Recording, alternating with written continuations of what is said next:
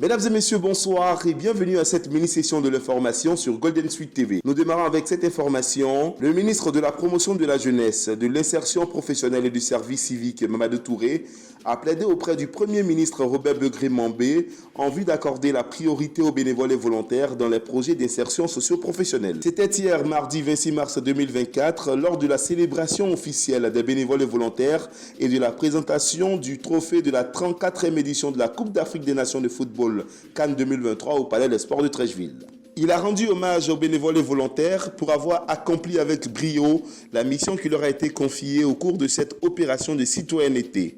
Il a également salué les partenaires techniques et financiers pour avoir aidé à mobiliser près de 2 milliards de francs CFA pour le recrutement et la prise en charge de ces jeunes. Quant au Premier ministre Robert Begré-Mambé, lui a exprimé sa gratitude au président de la République Alassane Ouattara qui a offert à l'Afrique et au monde entier une CAN exceptionnelle grâce aux infrastructures de classe mondiale mises à disposition des équipes. Sans oublier de souligner l'importance de la participation active des bénévoles et volontaires dans le succès de cet événement sportif. François Amicha, président du comité d'organisation, a souligné que le succès de cette compétition reposait sur la disponibilité, l'esprit patriotique, le dévouement et la détermination des 30 000 bénévoles et volontaires recrutés pour la cause. Des bénévoles et volontaires ainsi que des anciens footballeurs qui ont pris part à des campagnes de sensibilisation ont reçu des certificats en guise de récompense pour leurs efforts sur le terrain.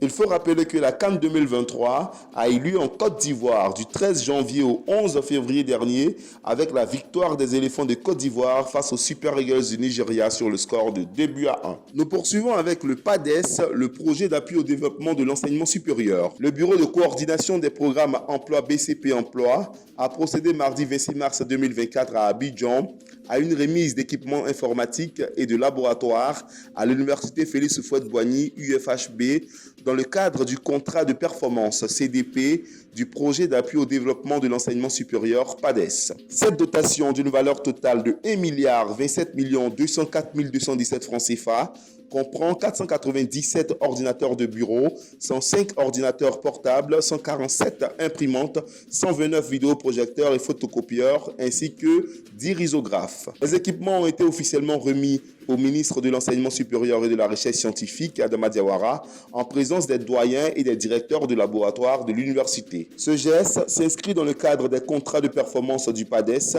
un programme exécuté par le BCP Emploi, financé par la Banque mondiale. Le ministre Adama Diawara s'est exprimé sur cet apport pédagogique, soulignant qu'il contribuera à améliorer les performances de l'université et des étudiants, favorisant ainsi une meilleure insertion professionnelle des jeunes diplômés. Au total, une enveloppe de 4,408 500 172 francs CFA a été allouée à l'université Félix Houphouët-Boigny pour la mise en œuvre du CDP. Entré en vigueur en 2019, le PADES a pris fin le 13 mars dernier. En plus de son impact sur les universités, le projet a permis d'initier de nombreuses réformes telles que l'adoption de lois sur l'enseignement supérieur et la recherche scientifique, le décret de création de l'Agence nationale d'assurance qualité ANAQ dans l'enseignement supérieur, l'établissement d'écoles doctorales ainsi que l'élaboration de nouveaux statuts pour chacune des universités publiques. Un mot de sport à présent. Les éléphants de Côte d'Ivoire ont battu la Céleste de l'Uruguay par 2-1 ce mardi 26 mars 2024 lors d'un match amical comptant pour la fenêtre FIFA du mois de mars au stade Bollaert à Lens en France. Dès le coup d'envoi, les hommes du coach Aimé Sfaye se montrent très entreprenants.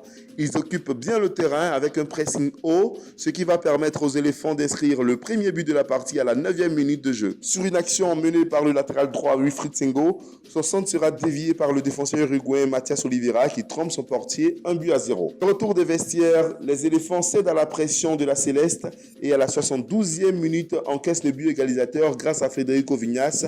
Un but partout. Entré en jeu à la 80e minute, à la place de Wilfried Sengo, Guéladou inscrit le but de la victoire à la 84e minute sur un corner obtenu et tiré par Simon Adingra, portant ainsi le score à 2-1 pour les éléphants de Côte d'Ivoire. Mesdames et messieurs, ainsi s'achève donc ce point express de l'actualité. Merci de nous avoir suivis et l'information continue sur Golden Suite TV.